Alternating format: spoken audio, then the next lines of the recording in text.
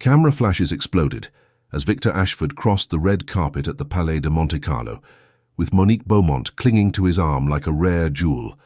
She wore a blood-red Valentino gown that had cost more than a luxury car, and her every step echoed calculated confidence. Victor felt the weight of the gazes around them, soaking in the thinly veiled envy of other men, delighting in the sense of power that emanated from having the most coveted European socialite by his side. Inside the opulent ballroom, baccarat crystal chandeliers cast prisms of light upon the world's most influential guests. Monaco's annual charity event attracted the true global elite, those whose names appeared not in tabloids, but in boardrooms where billions changed hands with a handshake. Victor had worked for years to secure his invitation, building his fortune through aggressive investments in technology and promising startups. At 42, he finally belonged to this world, or so he believed. Monique glided effortlessly between groups, her musical laugh punctuating conversations in French, Italian, and German. Victor watched proudly as she charmed a Saudi prince, then a Russian magnate, switching between languages with the ease of breathing.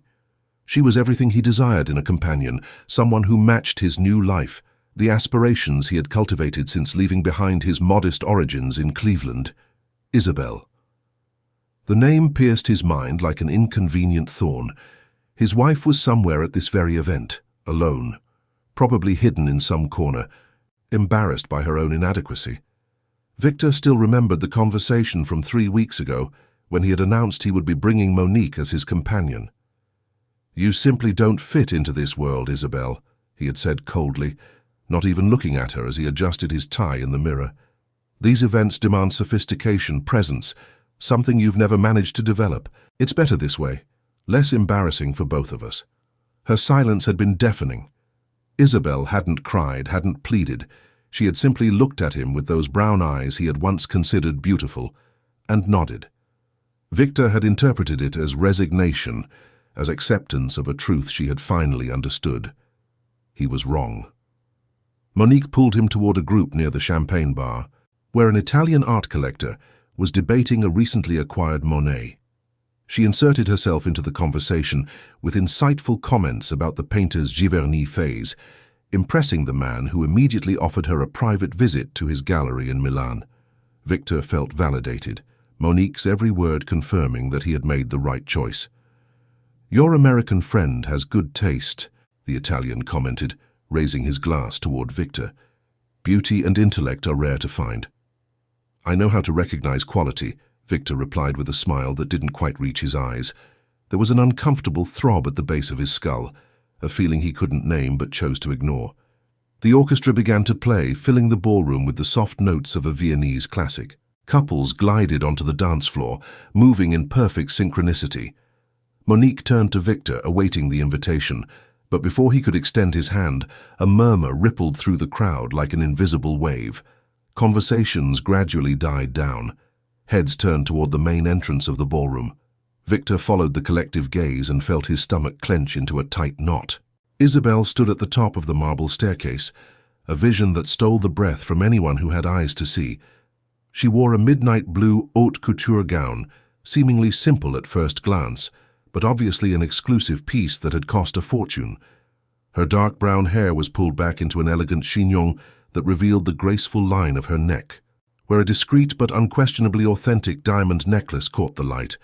But it wasn't the outfit that commanded attention, it was the presence. Isabelle descended the steps with a natural elegance that couldn't be bought or rehearsed. There was something different about her, a serene confidence Victor had never noticed before, or perhaps had never cared to notice. She greeted the host, Prince Albert, with genuine familiarity, lightly kissing him on both cheeks as they conversed in fluent French. "Who is that?" Monique asked, her voice for the first time carrying a note of uncertainty. Victor couldn't answer immediately. His throat was dry, words caught somewhere between shock and rising confusion. Isabelle moved through the ballroom, as if she belonged there more than anyone else present, greeting dignitaries and celebrities with the ease of old acquaintances. A French ambassador embraced her warmly, and Victor could hear fragments of their conversation in perfect French, Isabelle's accent impeccable and natural, When a group of Japanese diplomats approached, she effortlessly switched to Japanese, her bow respectful but not subservient, demonstrating deep knowledge of cultural protocol. "My God," Monique murmured beside him. "She speaks Japanese." Victor's discomfort turned into something darker, closer to fear. He watched his wife, a woman he had lived with for 8 years, interact with a world he thought she was unfamiliar with. Every gesture, every word, every smile revealed layers of sophistication he had never imagined existed. The master of ceremonies approached the podium, and the ballroom gradually quieted. Victor forced his attention forward, grateful for the distraction, but his heart beat erratically. Something was about to happen. He could feel it in the charged air around them. "Distinguished guests," the presenter's voice resonated through the impeccable sound system. "Tonight, we have the honor of making an extraordinary announcement. Maison Laurent, the world's most prestigious luxury house, founded in Paris 200 years ago, has chosen its new global ambassador." Victor felt Monique stiffen beside him.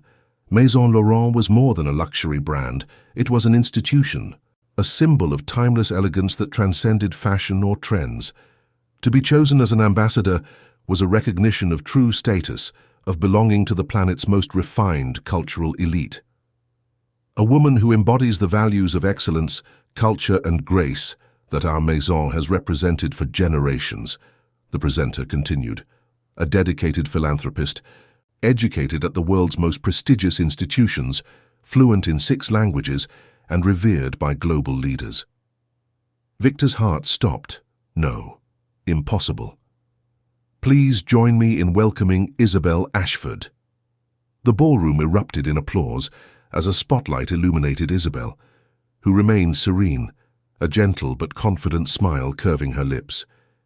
She moved toward the podium with measured steps, every movement radiating a dignity Victor had never associated with her. Cameras flashed incessantly, capturing every angle as the world's most powerful guests rose in ovation. Victor remained frozen, his mind refusing to process what he was witnessing. Beside him, Monique had visibly paled, her hand gripping his arm with unnecessary force. The brilliance she had carried all night had instantly evaporated, replaced by an expression of discomfort and inadequacy.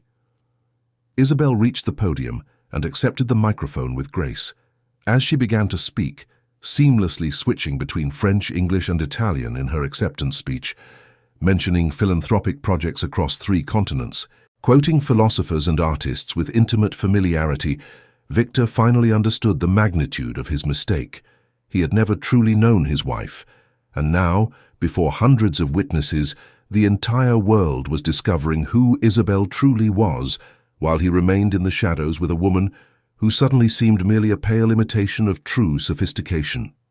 Isabel's speech ended with an elegance that left silence hanging for 2 full seconds before an avalanche of applause erupted again. Victor remained paralyzed as he watched his wife descend from the podium, immediately surrounded by a group of figures he recognized from the pages of Forbes and Vanity Fair. Maison Laurent's executive director, her 60-year-old Frenchwoman whose approval was harder to win than an audience with the Pope, embraced Isabel with genuine affection. Monique abruptly released Victor's arm, as if his touch burned. He turned to look at her and saw something he had never expected to witness. The European socialite who had spent the night shining like a star now appeared dimmed, almost common. Her Valentino gown, which just minutes ago had provoked envious glances, now seemed merely expensive, not elegant. The difference was subtle yet devastating. "Did you know?" Monique's voice came out tense, accusatory. "Did you know who she really was?" Victor couldn't formulate a response. Words tangled in his throat, battling between denial and the cruel awakening of reality. He had watched Isabel prepare for social events hundreds of times over the years, always in a dress that was too discreet, always choosing to remain on the sidelines of conversations. He had interpreted it as shyness, as inadequacy. It had never occurred to him that she simply chose not to participate in the superficial theater he considered essential. A German businessman whom Victor had briefly met at the reception walked past them, heading directly for the group around Isabel. The man didn't even acknowledge Monique's presence, as if she had become invisible. Victor felt the shift in the air, the gravitational reorientation of the ballroom. Isabel had become the center, and everyone else, including Monique, was now merely a distant orbit.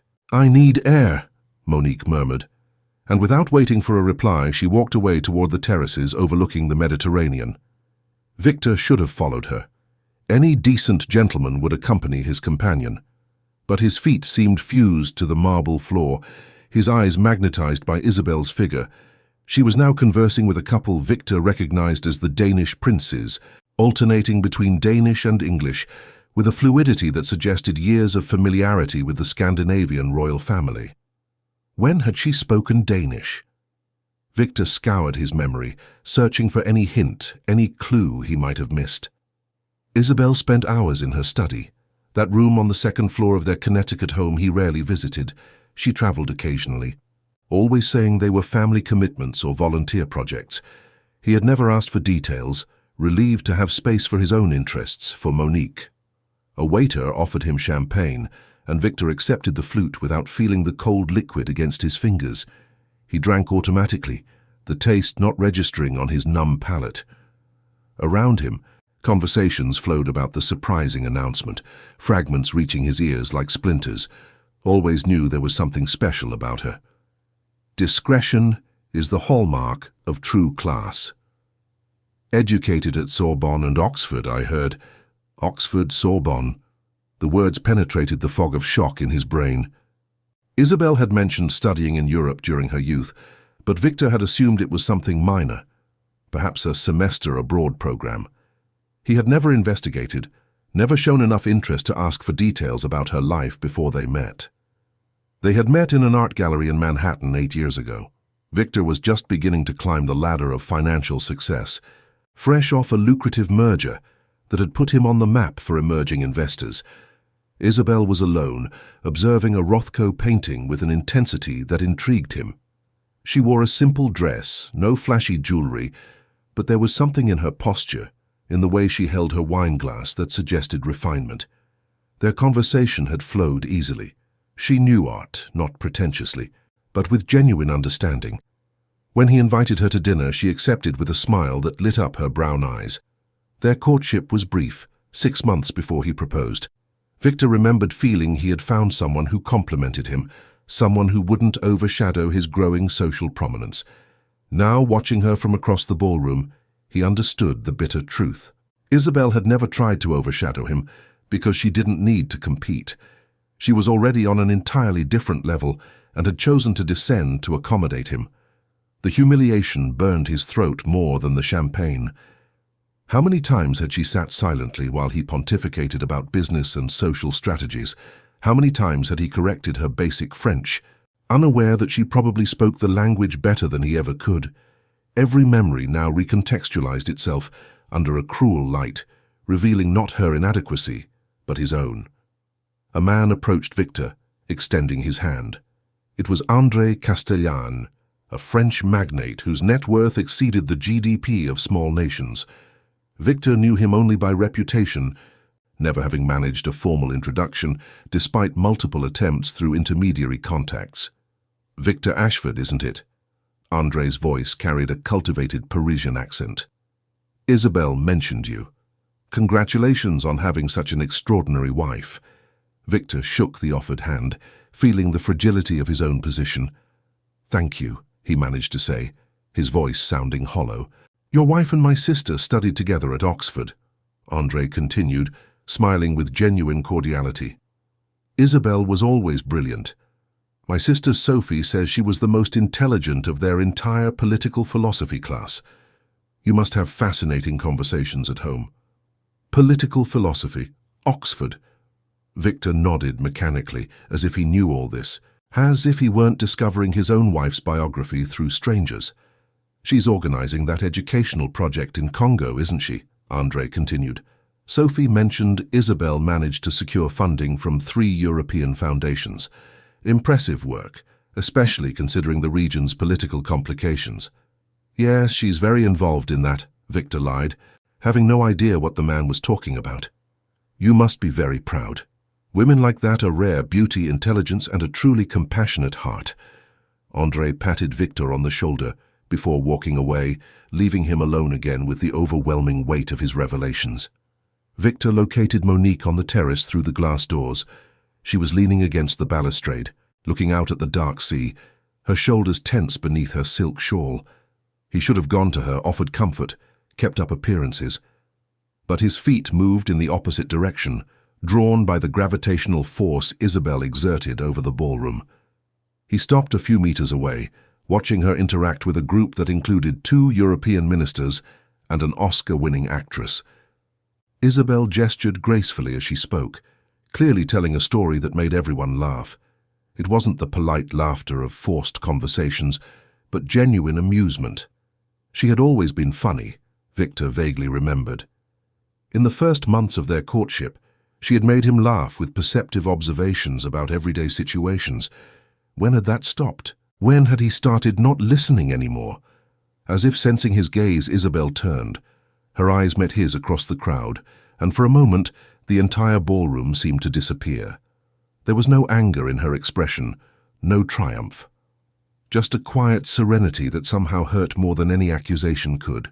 She smiled, a small movement of her lips that was neither cruel nor warm, just acknowledgement. Then she turned her attention back to the group, continuing her conversation as if Victor were just another anonymous guest in the crowd. He felt the weight of his own irrelevance settle upon his shoulders like a lead cloak. In this ballroom, full of the world's most powerful and influential, Victor Ashford, who had always considered himself someone, had become no one, and the woman he had dismissed as inadequate revealed herself to be exactly the kind of person he had spent years desperately trying to impress. The master of ceremonies announced that dinner would be served shortly. Guests began to move toward the adjacent dining hall, where elaborately decorated tables awaited. Victor looked for his place on the seating arrangement, printed on an elegant card an attendant handed him. Table 15. Far from the center, far from the main table where he was sure Isabel would be seated. Monique reappeared beside him, her eyes slightly red but her composure restored. "It's time for us to leave," she said quietly, definitively. "Dinner is about to begin," Victor replied automatically. "Exactly." Monique looked him directly in the eyes. "Victor, I'm not going to sit here all night being compared to her. I can't win this competition because there is no competition. She's in a completely different league, and we both know it now."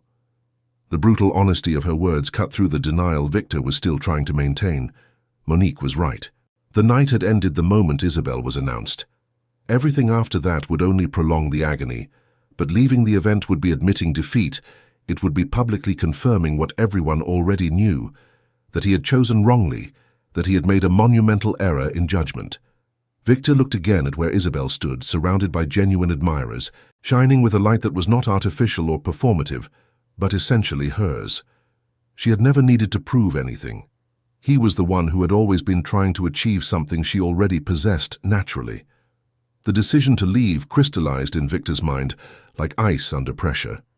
He nodded briefly to Monique, and together they began to walk toward the exit, their footsteps echoing against the marble at a pace that seemed amplified by the weight of the moment. Every meter traversed felt like a public admission of failure, and Victor could feel curious glances following them, murmured speculations floating in their wake. They had almost reached the main doors when a feminine voice, clear and cultivated, cut through the air behind them. "Victor, are you leaving so soon?" He froze. It was Isabel. Her voice carried that quality he had always ignored, a timbre he now recognized as the result of years of refined education, of conversations in European salons and elite universities. Victor turned slowly, forcing himself to face the woman who, for 8 years, had slept beside him as a stranger. Isabel approached them with measured steps, her presence effortlessly commanding attention. She looked even more striking up close, the light from the chandeliers catching the diamonds at her neck and transforming them into miniaturized constellations. But it was her eyes that truly disarmed, that serene depth Victor had never allowed himself to properly observe. "Isabel?" he managed to say, his voice sounding oddly formal to his own ears. Congratulations on the announcement. It was quite surprising." A discreet smile touched her lips. Surprising, she repeated, as if savoring the inadequacy of the word. Yes, I suppose it was. Her gaze shifted to Monique, who remained silent beside Victor, discomfort evident in the rigidity of her shoulders. Miss Beaumont, your dress is stunning. Valentino has always had a special talent for red. The observation was courteous, with no detectable malice, but it carried a weight that made Monique visibly flinch. To be acknowledged by Isabel at that moment was not a compliment. It was a reminder of newly established hierarchies. Thank you, Monique replied, her voice strained. You look absolutely radiant tonight. Are you leaving before dinner? Isabel asked, turning her attention back to Victor. There was something in her expression he couldn't decipher, a layer of meaning hidden beneath the mask of social courtesy. Monique isn't feeling very well, Victor lied automatically, the old habit of preserving appearances activating without conscious thought. I see. Isabel nodded, but her eyes said she perfectly understood the real reason. What a pity. The chef has prepared something extraordinary tonight. She paused, her gaze fixing on Victor's with an intensity that made him want to look away. But perhaps it is better this way. Some situations are too uncomfortable to bear, aren't they? The phrase hung between them, laden with multiple meanings. Victor felt heat rise up his neck, a mix of humiliation and something more complex, an emotion he couldn't name but that ached like an old wound being pressed. Isabel. I didn't know. He began, but the words died in his throat. What exactly didn't he know? That she was brilliant? That she spoke 6 languages? That she maintained relations with European royalty and global leaders? Or simply that she had worth beyond what he had deigned to acknowledge? No, Isabel softly agreed, and there was kindness in her voice, not cruelty, which somehow made it all worse. You didn't know because you never asked. For 8 years, Victor, you spoke, but you never listened. You looked, but you never saw. The words fell like stones in still water, creating ripples that reached every corner of Victor's consciousness. He was vaguely aware that some nearby guests had stopped conversing, their attention discreetly turned to the silent drama unfolding before them. Monique had taken a step sideways, instinctively creating distance, as if recognizing that this was a moment between husband and wife, a reckoning she had no right to witness. When we decided to marry, Isabel continued, her voice maintaining that soft yet firm tone, I made a conscious choice. You were ambitious, determined. You wanted so much to prove your worth to the world. I thought I could be your partner, support you as you built your empire. So I made myself smaller, less visible, less of everything I was, because I realized my world, my story, intimidated you. That's not true, Victor weakly protested, but both knew it was a lie. Do you remember the first time we had dinner with the Vanderbilts? Isabel asked, the memory clearly vivid for her. I started talking to Catherine about a historical preservation project in Newport, something we worked on together years ago. You interrupted me. Change the subject to your technology investments. That night in the car, you said I was monopolizing the conversation, that I needed to let others speak. Victor vaguely remembered the incident, but at the time it had seemed insignificant, just a casual comment. Now, in the revealing light of this evening, he understood how that moment and hundreds of others like it had been deliberate acts of diminishment. After that, Isabel continued, I stopped talking about my work, my studies, my contacts. I stopped mentioning trips to international conferences, philanthropic projects, the connections I maintained with people I had met at Oxford and Sorbonne. Not because I was ashamed, but because I realized that every revelation about my life made you feel smaller, and I loved you enough to try to protect your ego. The use of the past tense, loved, did not go unnoticed. Victor felt something break inside him, a structure he didn't even know existed crumbling under the weight of the truth.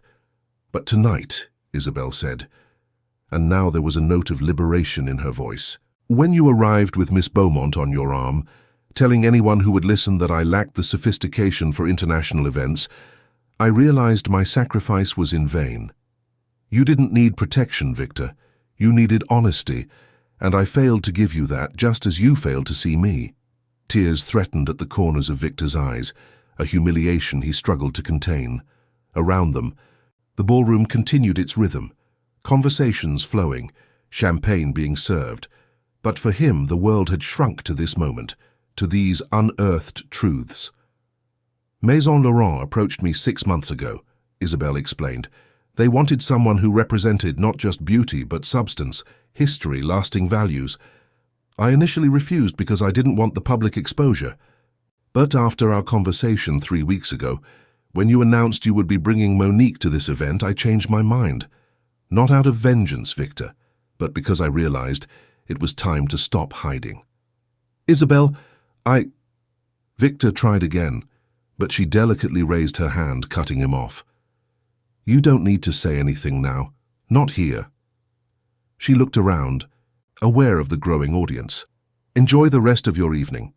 Enjoy whatever it is you believe you've found, but know that when we return to Connecticut, we will have a very different conversation about our future. The finality in her words was unmistakable. It wasn't anger or hysteria, but a calm determination that was infinitely more frightening. Isabelle wasn't threatening. She was simply stating an inevitable fact. She turned to leave, but Victor instinctively reached out, his fingers brushing her arm. Isabelle paused, looking at his hand as if it was something curious, a relic from a bygone time. I'm sorry, Victor whispered, the words emerging from somewhere deep, a place where pride had not yet completely corrupted him. Isabelle, I truly am sorry. For a moment something softened in her expression, a flicker of the woman who had loved him enough to make herself smaller. I know, she quietly replied, but regret doesn't rebuild what was broken, Victor. It only teaches us not to make the same mistakes again. With that, she turned away, returning to the group that eagerly awaited her, her absence even for a few minutes having created a void everyone felt. Victor watched her go, aware that he was losing something precious, something he might never recover, even if she chose to legally remain married to him. Monique touched his elbow softly. Let's go, she murmured, all pretense and performance drained from her voice. She sounded tired, defeated. Victor nodded mutely, and together they walked through the ornate doors, passing the red carpet that now seemed like a mocking red tongue for his ambitions. The night air of Monaco was surprisingly cool against his overheated skin. Victor breathed deeply, trying to clear his mind of the fog of shock and regret. Behind them, through the illuminated windows of the Palais, the party continued, laughter and music flowing into the Mediterranean night. Isabelle was inside, shining as she always should have, finally free from the invisible chains he had placed on her. And Victor was out here, in the dark, finally beginning to understand exactly what he had lost. The black Mercedes glided through the empty streets of Monaco, the silence inside the vehicle as heavy as the air before a storm. Victor watched the city lights pass by the window, each golden reflection on the dark waters of the harbor, reminding him of the brilliance he had seen in Isabelle's eyes when she ascended the podium. Monique was beside him, the distance between their bodies on the leather seat representing something far greater than physical inches. The driver dropped them off at the Hôtel de Paris, where Victor had booked the most expensive suite, planning a night of celebration that now felt like a cruel joke. He handed the man a generous tip and followed Monique through the opulent lobby, his footsteps echoing against the Italian marble that suddenly seemed merely empty ostentation. A week ago, walking through that lobby had made him feel triumphant, as if he had finally reached the top. Now every luxurious detail only amplified his understanding of how superficial his definition of success truly was.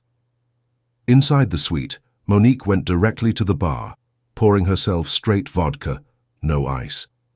Victor watched her drink half the glass in one go, something he had never seen her do before. She had always been so controlled, so performative in every movement. Seeing that facade crack revealed a humanity he hadn't expected to find. "Do you love her?" Monique suddenly asked, still with her back to him, looking out at the panoramic view of the Mediterranean through the floor-to-ceiling windows. The question hit Victor like a punch. He opened his mouth to deny, to offer the convenient platitudes the situation seemed to demand, but found he couldn't lie. Not now, not after everything that had happened that night. "I don't know," he replied honestly, and the admission hurt more than any lie. I thought I did at first, but now I realize I never knew her enough to truly love her. How do you love someone you never bothered to truly know? Monique turned, and Victor was surprised to see tears in her eyes. They weren't dramatic tears, but silent ones, betraying a vulnerability she usually hid beneath layers of calculated sophistication. "Do you know the difference between her and me?" Monique said, her voice breaking slightly. "I constantly work to create an image of sophistication. Every language I learned, every social connection I cultivated, every expensive dress I bought, everything was deliberately built to transform me into something I wasn't naturally. But Victor, she wasn't performing tonight. That was genuine. She belongs to that world just as she breathes, effortlessly, without pretense." Victor sat heavily on the velvet sofa, burying his face in his hands. Monique's words echoed truths he had been avoiding since he witnessed Isabel descending that marble staircase. He had spent the last 3 years with Monique, building a relationship based on appearances and mutual aspirations. But aspiration was not the same as belonging, and tonight had brutally revealed the difference. "My grandmother was a seamstress in Lyon," Monique continued, her voice taking on a confessional tone Victor had never heard before. "My father worked in factories his entire life. I'm the first generation of my family to have a university education, and every step I've taken in this world was earned with hard work and sacrifice. There's no shame in that, I know, but I also know how to recognize when I'm in the presence of something I can never truly be, no matter how hard I try." Victor looked at her, truly seeing Monique for the first time. Without the armor of artificial confidence, she seemed smaller, more human, and strangely more appealing in her honesty than on all the nights she had performed European sophistication to impress social circles. "Why are you telling me this?" he asked. "Because we both need to stop pretending," Monique replied, discreetly wiping away her tears. "Victor, what we have together is comfortable. It's convenient. We understand each other because we're both playing the same game, trying to achieve the same goal. But tonight showed me that no matter how much I achieve, there will always be someone like Isabel, someone for whom all of this is as natural as breathing, and I cannot compete with authenticity." She finished her drink and placed the empty glass on the coffee table with exaggerated care. "I'm going back to Paris tomorrow, not because I'm angry with you or with her, but because I cannot continue building a life based on the illusion that we can become something we fundamentally are not."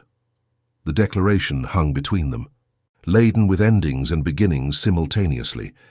Victor knew he should feel panic or sadness at the prospect of Monique leaving, but all he felt was a strange relief mixed with regret. Not regret for losing her, but for all the time wasted chasing mirages. "You're stronger than I am," Victor admitted. "I still don't know how to begin to process all of this." "Start by being honest," Monique suggested, moving towards the bedroom. "First with yourself, then with her. If there's still something to save between you, honesty is the only place to start." She paused at the door, looking back. "Good luck, Victor. You'll need it." When the bedroom door closed softly behind her, Victor remained alone in the opulent silence of the suite. He got up and walked to the windows, watching the lights of Monaco glitter against the darkness of the Mediterranean. Somewhere downstairs, Isabel was still at the Palais, probably dining with princes and tycoons, conversing in languages he barely understood about topics he had never cared to explore. His phone vibrated in his pocket. Victor mechanically took it out, expecting some work message or irrelevant notification. Instead, he found a message from Marcus Chen, his business partner, and one of the few men he considered a genuine friend. Saw the event photos. Isabel looked incredible. Why did you never mention you were married to someone so impressive? The simple question contained layers of unintentional accusation. Victor typed and deleted 3 different replies before giving up entirely. How to explain that he had never mentioned her, because he had never truly recognized her? That he had reduced his wife to a footnote in his own narrative of success? More messages began to arrive.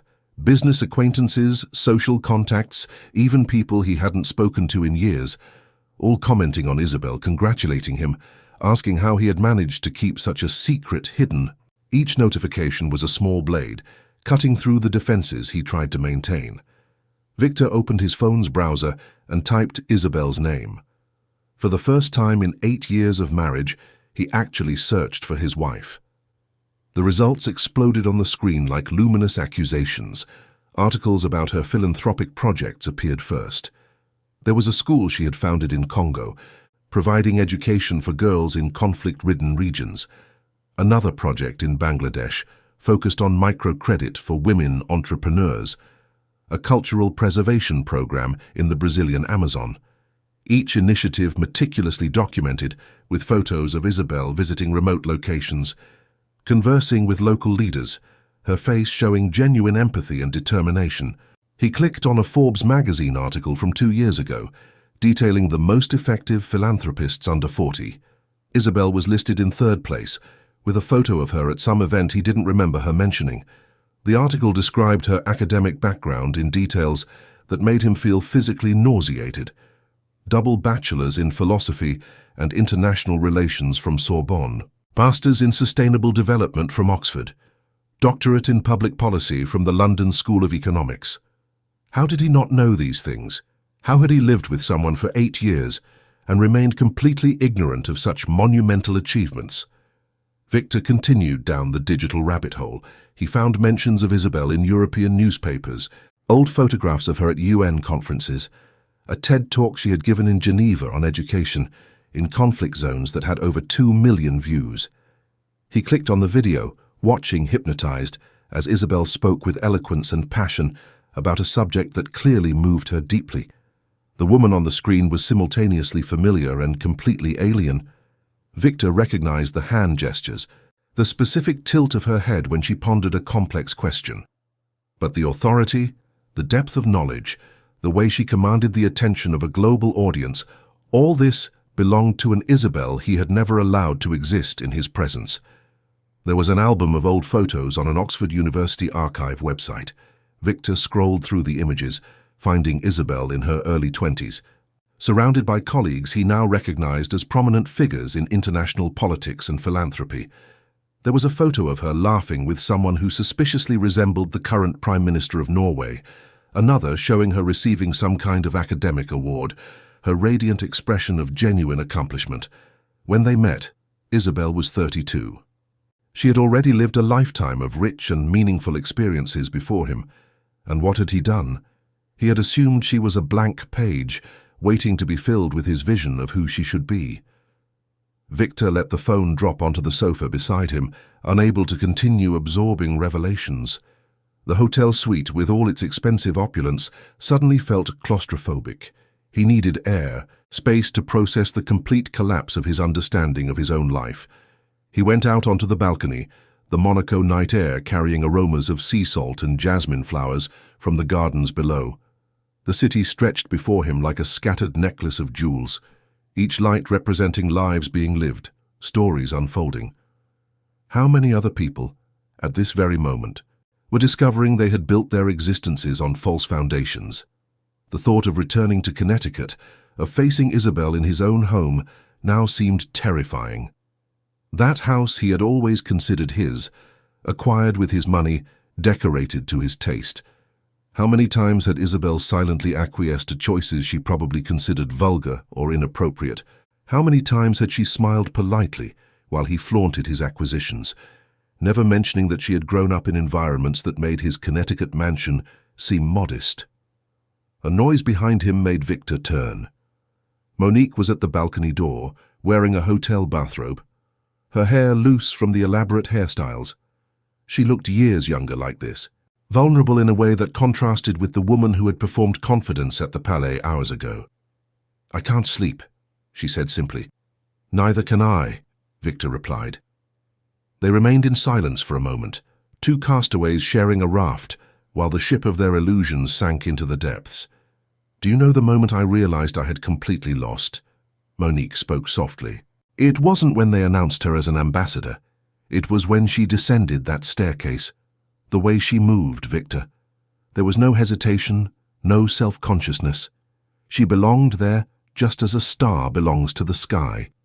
And I I was constantly calculating every step, every word, every smile, trying to find the right angle to impress. Was she always like this? Victor asked, more to himself than to Monique. How did I never notice? Perhaps she wasn't, Monique suggested, or perhaps you never created space for her to be that way. Sometimes people become smaller versions of themselves to fit into others' expectations. The words resonated with memories Victor would rather forget. Each time he changed the subject when Isabel tried to share something about her work. Each occasion, he corrected her in public, assuming he knew more. Each moment, he treated her opinions as charming, but irrelevant. I destroyed her, Victor whispered, the realization falling upon him like an overwhelming weight. No, Monique corrected. You tried, but clearly you didn't succeed. She survived. And now she's free. Monique's assertion hung in the air on the balcony like a final sentence. Victor gripped the balustrade, his fingers tightening on the cold metal until his knuckles turned white. Free. The word echoed in his mind with a meaning he had never considered before. Isabel was free of him, of his limited expectations, of his constant need to be the center of everything. Victor's phone vibrated again, but this time it was a call. Marcus Chen's name lit up the screen. He considered ignoring it, but some instinct made him answer. Victor, man, why didn't you tell me? Marcus's voice sounded genuinely impressed, without a trace of the usual competitiveness that permeated their business interactions. Isabel is extraordinary. Everyone here is talking about her. You should see LinkedIn exploding with connections trying to reach her. Marcus, now isn't the best time. Victor tried to end the conversation. I understand, but I have to ask, are you planning to invest in her project in Congo? Because if you're looking for partners, I'd love to be involved. The structure she has built is impeccable, and the social impact is exactly the kind of thing that attracts responsible investment funds. Victor felt the floor disappear beneath his feet. What project in Congo? Silence on the other end of the line. When Marcus finally spoke, his voice carried confusion. The school, the educational program she founded. It's in all the promotional materials for Maison Laurent. Victor, you really don't know about it. I have to go. Victor hung up before Marcus could reply, his hands trembling as he lowered the phone. Monique watched him with something akin to pity. You lived with a stranger, she said softly, and it wasn't judgment, just a statement of fact. Victor couldn't reply. He went back into the suite, moving like a man in a trance. His laptop was on the desk, and he opened it with renewed urgency. If he didn't know his own wife, then it was time to truly know her, even if it was too late. The next few minutes turned into hours. Victor plunged deeply into Isabel's universe, discovering layer upon layer of an extraordinary life that had unfolded parallel to his own, yet completely invisible to him. There were interviews on international development podcasts where she spoke with authority on economic policies in post-conflict countries. Academic articles she had published in prestigious journals, her arguments built with impeccable logic and meticulous research. He found a 40-minute documentary produced by the BBC 3 years ago following Isabel during a field trip to Congo. Victor clicked on the video, watching hypnotized as his wife navigated dirt roads in perilous conditions, conversed in fluent French with local authorities, held children in her arms while visiting the school she had funded. There was a moment in the documentary that pierced his heart like a sharp blade. Isabel was sitting under a tree, surrounded by young girls in impeccable school uniforms despite the surrounding poverty. She read to them in gentle French, occasionally pausing to explain complex words. The camera captured her face in close-up, and there was an expression of deep peace, of purpose, that Victor had never witnessed at home. Education is not charity, Isabel said to the camera in another segment.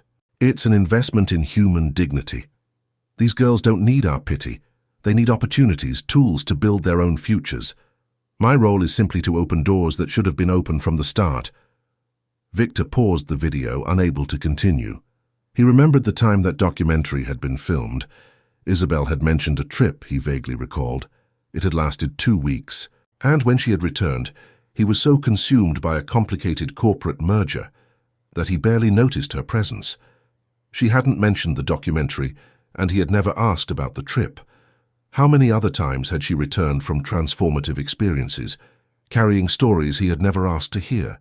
How many nights had she sat alone while he worked late, or went out with Monique, keeping her passions and achievements in some internal vault where he had never bothered to look? The sun began to rise over the Mediterranean, casting hues of pink and gold through the suite's windows. Monique had returned to the bedroom hours ago, but Victor had remained awake, compulsively consuming every piece of information about Isabel he could find. His eyes burned with fatigue, but he couldn't stop. It was as if he were meeting someone new, except this person had been by his side for 8 years. There were photos of her at charity events he recognized, occasions where they had been present together. But while Victor remembered circulating through the halls trying to impress business contacts, the photos showed Isabel engaged in serious conversations with humanitarian figures, genuine philanthropists whose work changed real lives. In a particularly striking image, she stood beside a founder of a global human rights organization, both holding champagne glasses but clearly discussing something profound, their expressions intense and focused. Victor remembered that night. He had accused Isabel of being antisocial because she had spent too much time talking to that boring old man in the corner. The boring old man was a Nobel Peace Prize laureate. Humiliation burned through him in increasingly stronger waves. Each discovery was an accusation, each article a mirror reflecting his own inadequacy. He had built a considerable fortune, had reached social circles that once seemed unattainable. But compared to the real substance of Isabel's life, his achievements seemed empty, mere accumulations of symbols without genuine meaning. His phone vibrated with a notification. It was an email from his lawyer, replying to an inquiry Victor had made 6 months ago about divorce proceedings. At the time, it had seemed a sensible precaution, a plan for the inevitable moment when he would decide to formalize his separation from Isabel. Now, reading that email with its clinical paragraphs about asset division and settlement agreements made his stomach churn.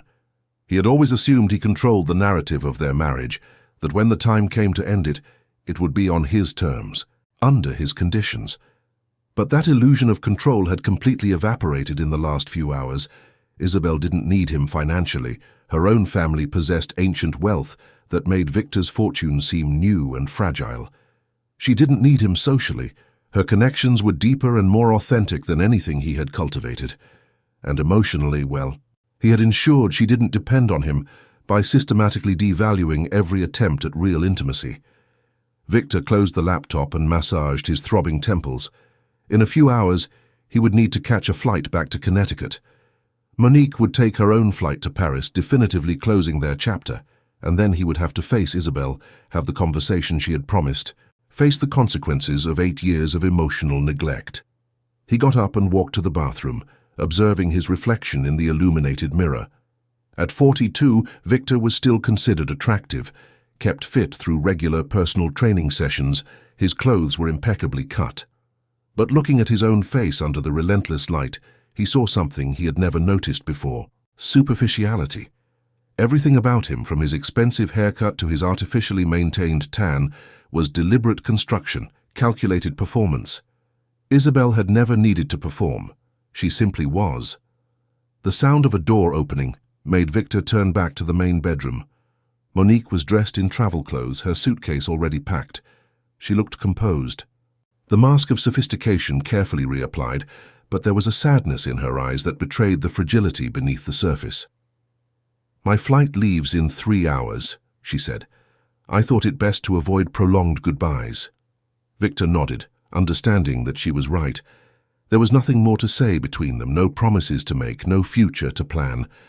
Whatever they had shared was definitively over, not out of anger or dramatic betrayal, but by a simple and inevitable confrontation with reality. "Monique," Victor called as she turned to leave. "Thank you for being honest last night, for not trying to pretend we could continue as if nothing had changed." She smiled sadly. "We both deserve something real, Victor, even if it hurts to admit that what we had wasn't." After Monique left, the silence of the suite became oppressive. Victor mechanically prepared himself, showering, dressing in clean clothes that somehow seemed to belong to someone else. Each familiar action now carried additional weight, as if he were preparing for a trial instead of simply going home. The flight back to the United States was endless. Victor couldn't sleep despite the first-class cabin and the seat that fully reclined. His mind churned incessantly, replaying now recontextualized memories, conversations he had barely paid attention to gaining new meaning. He remembered one morning, perhaps 2 years ago, when he had found Isabel crying silently in the kitchen. When he asked what was wrong, she mentioned something about a project that hadn't secured enough funding, children who couldn't continue in school. Victor offered some empty platitudes about how there would be other opportunities, then changed the subject to his own work problems. Isabel had wiped away her tears and made coffee, never mentioning the subject again. How many times had she swallowed her pain to accommodate his indifference? How many times had she chosen silence instead of sharing, learning that Victor was not a safe harbor for her vulnerabilities? When the plane finally landed in New York, Victor felt dread settling into his bones. The house in Connecticut was an hour away, and each mile covered by the driver increased the tension in his shoulders. He watched the familiar landscape pass by the window, sprawling estates hidden behind ornate gates, the kind of neighborhood that once represented definitive success for him. His and Isabel's house was a 6-bedroom colonial edifice on 3 acres of perfectly manicured lawn. Victor had invested a fortune in professional decoration, each room carefully designed to impress visitors. But as the car drove up the circular driveway, he saw the property with new eyes. It was beautiful, certainly, but sterile. There was no real personality, no trace of the people who supposedly lived there. The car stopped, and Victor remained seated for a moment, gathering courage. Through the illuminated windows he could see movement inside. Isabel was home. The conversation they both knew was inevitable was only a few steps away, and Victor had no idea how to begin to repair the irreparable. Victor remained seated in the car longer than he intended, watching the soft light emanating from his house's windows. The colonial structure that once represented achievement now seemed like an empty shell, a carefully constructed set for a life that had never been genuine. His fingers squeezed the door handle, but something held him paralyzed, a mixture of fear and something deeper he couldn't name. The driver coughed discreetly, a gentle reminder that he was awaiting dismissal. Victor nodded, exiting the vehicle with movements that seemed to belong to someone else. Each step towards the front door weighed like lead, his expensive Italian shoes sinking slightly into the grass, still damp with night dew. The key turned in the lock with a familiar click that echoed too loudly in the suburban silence. The interior of the house was silent, but not empty. Victor could feel Isabel's presence like an electric current in the air, something that had always been there, but that he had never paid enough attention to recognize. He deposited his briefcase in the entrance hall, his eyes scanning the meticulously decorated space. Each piece of furniture had been chosen by an expensive designer. Each painting on the wall selected more for investment value than for personal meaning. There was nothing here that told a real story about who they were, about who Isabel was. He found her in the library, a room he rarely visited, despite having insisted on including it in the house's design. Isabel was sitting in a leather armchair near the window, a book open on her lap, but her eyes fixed on the darkness beyond the glass. She wore simple clothes, linen pants and a cotton blouse, as different from the stunning gown she had worn in Monaco as possible. But even so, there was that indefinable quality about her, that serene presence that Victor now recognized as authenticity. Isabel turned as he entered. Her eyes met his without surprise. It was as if she knew exactly when he would arrive, as if she had been waiting for this moment, with the patience of someone who understood that some conversations couldn't be rushed. "You're back early," she said, her voice neutral, neither accusatory nor welcoming, simply stating a fact. "Monique went to Paris," Victor replied, remaining in the doorway.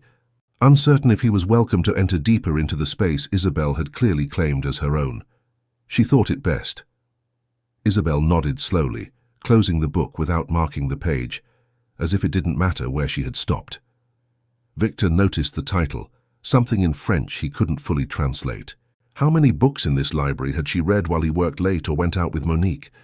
How many nights had she spent alone in this room, immersed in worlds he had never tried to understand? "Do you want coffee?"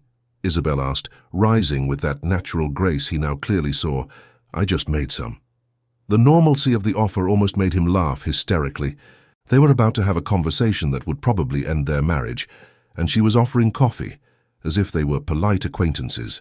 But perhaps that was exactly what they were, acquaintances who had shared a physical space for 8 years without ever truly inhabiting each other's lives. "Yes, thank you," Victor heard himself say, following her to the kitchen. The kitchen was another space Victor rarely occupied, preferring his personal assistant to arrange meals or eating in expensive restaurants.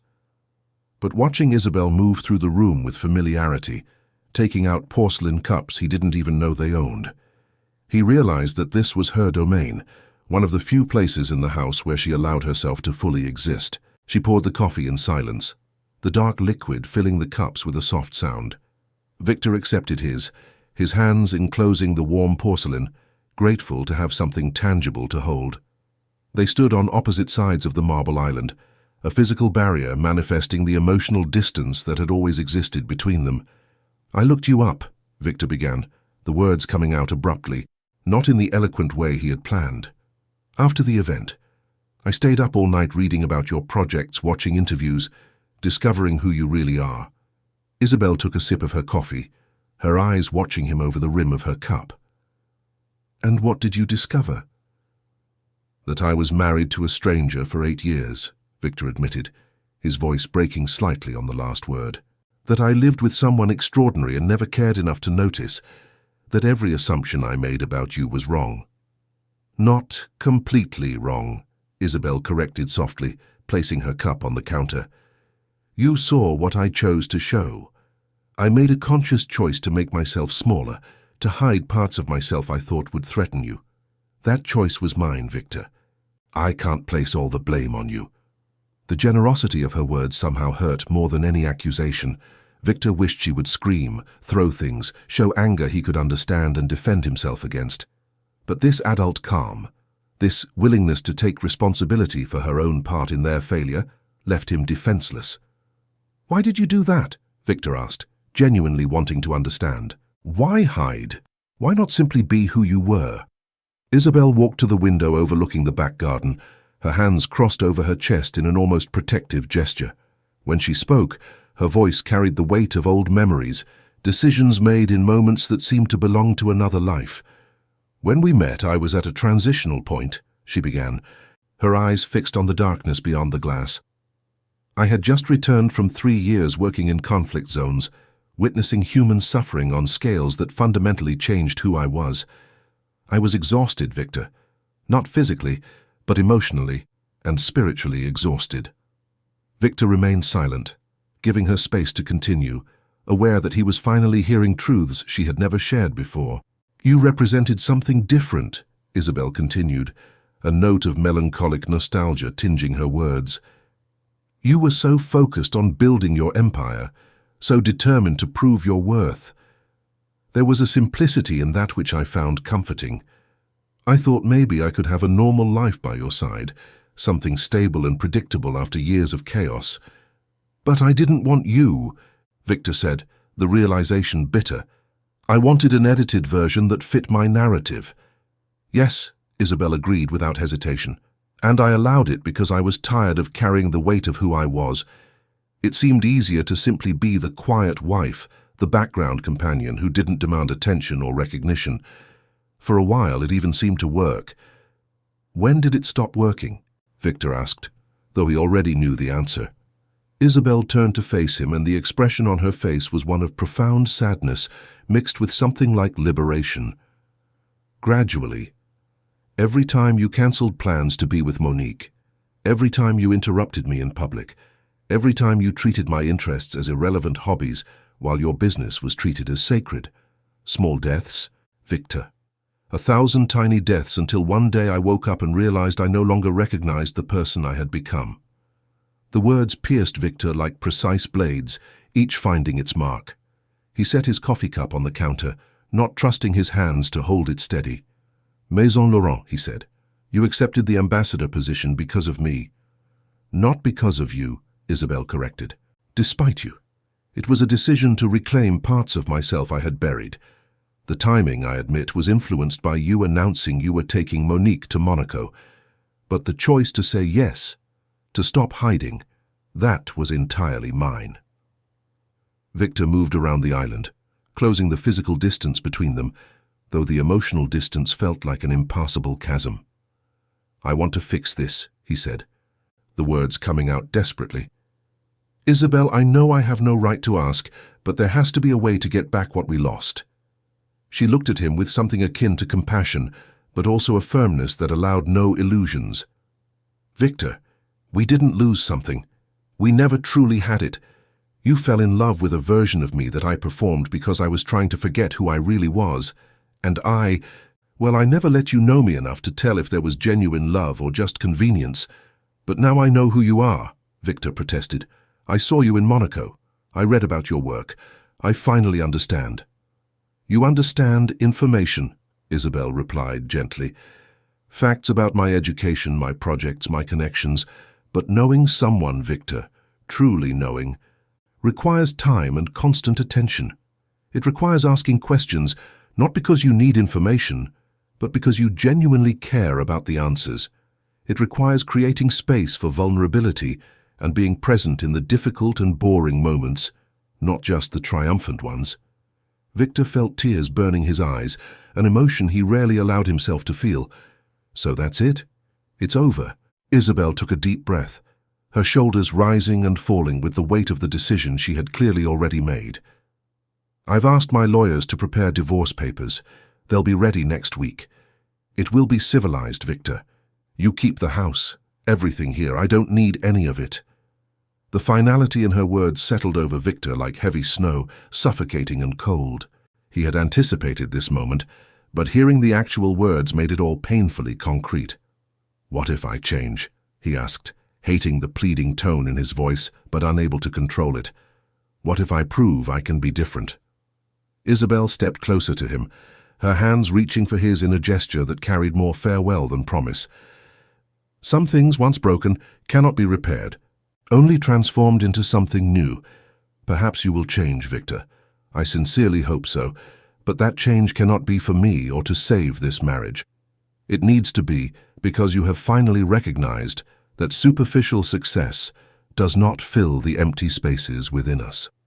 She released his hands and walked towards the door, pausing in the frame. I'll be staying at the apartment in Manhattan for the next few days. When I return, we can discuss the practical details. For now, I think we both need space. Victor watched her ascend the stairs, each step taking her further from him in ways that went beyond the physical. He heard the door to their bedroom, no, her bedroom, close softly. It wasn't a dramatic slam, but a gentle, final closure that somehow carried more weight. Alone in the silent kitchen, Victor remained motionless, his eyes fixed on the empty space where Isabel had stood moments before. The coffee in his cup cooled slowly, tiny ripples on the dark surface reflecting the pendant lights above the marble island. He could hear her soft footsteps upstairs, the sound of drawers opening and closing, a suitcase being pulled from the closet. Each sound was further confirmation that she was indeed leaving, not in a dramatic gesture of anger, but with the calm determination of someone who had already processed every emotion and arrived at an inevitable conclusion. Victor moved like an automaton to the living room, sinking into the Italian leather sofa that had cost more than many people's cars. The room was decorated in neutral tones, elegant and expensive, but completely devoid of personality. There were no family photos on the walls, no objects that told the story of shared moments or precious memories. It was a showroom, not a home, and for the first time Victor understood the difference. His phone vibrated insistently in his pocket, messages accumulating since he had turned off airplane mode after landing. He mechanically pulled it out, scrolling through the notifications with eyes that barely registered the words. Congratulations from business acquaintances about Isabel's success. Invitations to social events where he knew he would now only be known as the ex-husband of the Maison Laurent ambassador. A message from Marcus Chen asking if he could schedule lunch to discuss potential investments in Isabel's philanthropic projects. Everyone wanted a piece of Isabel now, access to her network, association with her genuine prestige.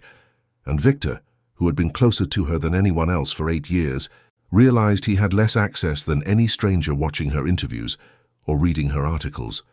The irony was so bitter, it almost made him laugh. He heard Isabel descend the stairs, the sound of suitcase wheels against the wooden steps creating a mournful rhythm. Victor forced himself to stand, moving to the entrance hall where she already stood, a single suitcase beside her and a travel bag over her shoulder. It was all she would take, apparently. 8 years of shared life condensed into 2 pieces of luggage.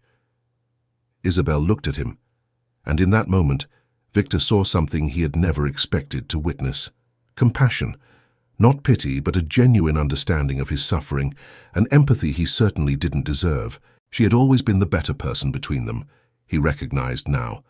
Not because she was more educated or better connected, but because she possessed a capacity for humanity that he had never adequately developed. "Victor," she said softly, her voice carrying a kindness that hurt more than any accusation could, "I'm not doing this to punish you. I need you to understand that. I am doing it because we both deserve authentic lives, not elaborate performances of what we think we should be." He nodded, unable to trust his voice to respond without breaking completely. Isabel took a step towards him, stopping inches away. She raised a hand, hesitated for a moment, then placed it gently against his face. The touch was warm, familiar in ways he had never adequately appreciated when he had a right to it. "You're going to be okay," she whispered, and it was a prophecy, not empty comfort. "This will hurt for a while, perhaps for a very long time. But eventually you'll realize that this end is also a beginning, an opportunity to discover who you truly are when you're not trying to impress anyone." "What if I don't like who I really am?" Victor asked, his voice hoarse. Isabel smiled sadly. "Then you will have the chance to become someone better. That is the beauty of true self-reflection, Victor. It hurts like hell, but it also offers possibilities for genuine transformation." She lowered her hand and picked up the handle of her suitcase.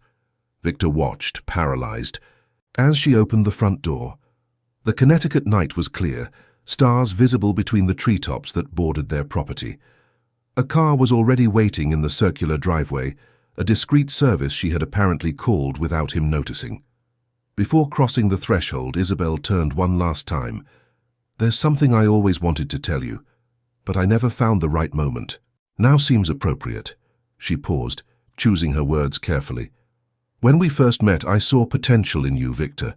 Not the financial or social potential you were so desperate to prove, but something deeper, a capacity for growth, for reflection, for eventually becoming someone of real substance. I still believe that potential exists. Perhaps without me, you'll finally have the space to explore it."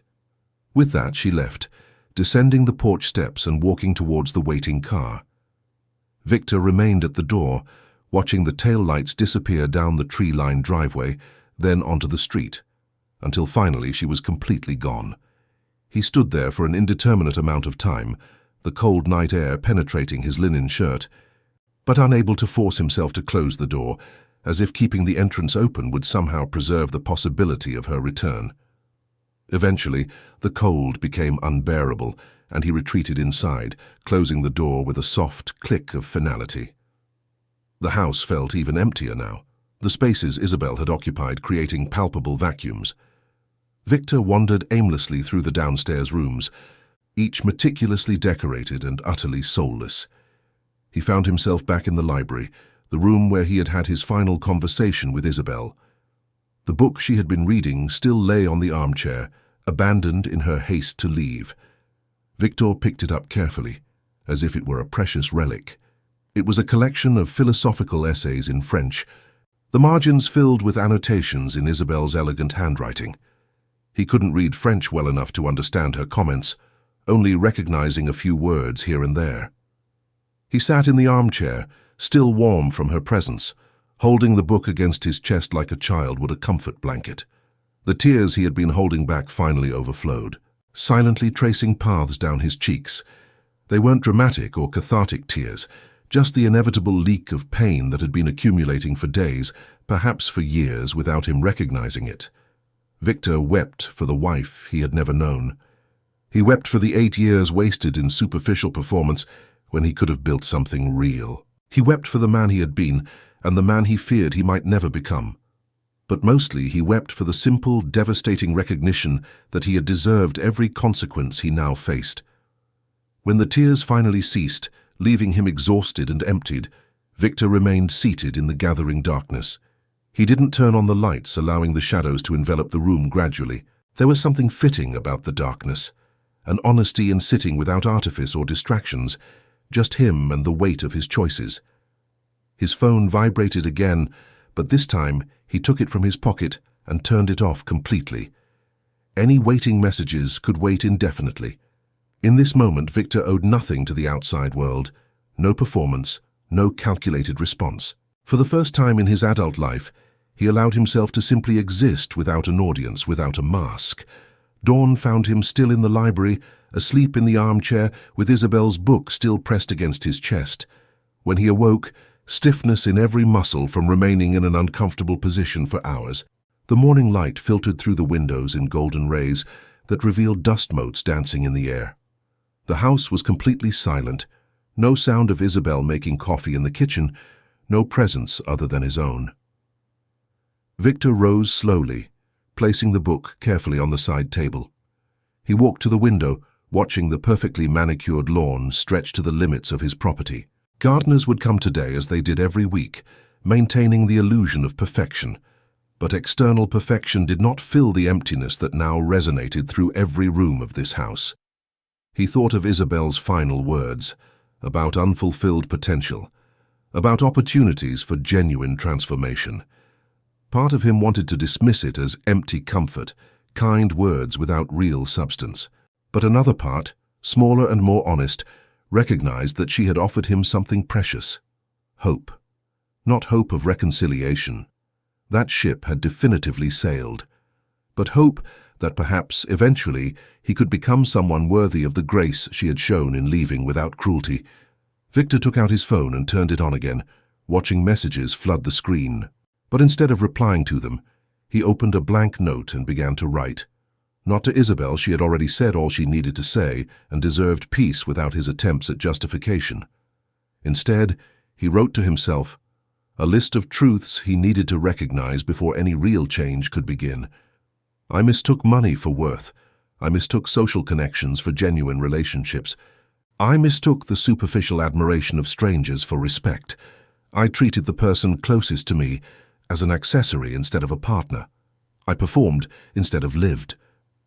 The words appeared on the screen, raw and painful, but necessary. Victor continued writing, cataloguing his failures not to punish himself endlessly, but to finally see them clearly without the rationalizations he had built up over the years. When he finished, he saved the document and set his phone aside.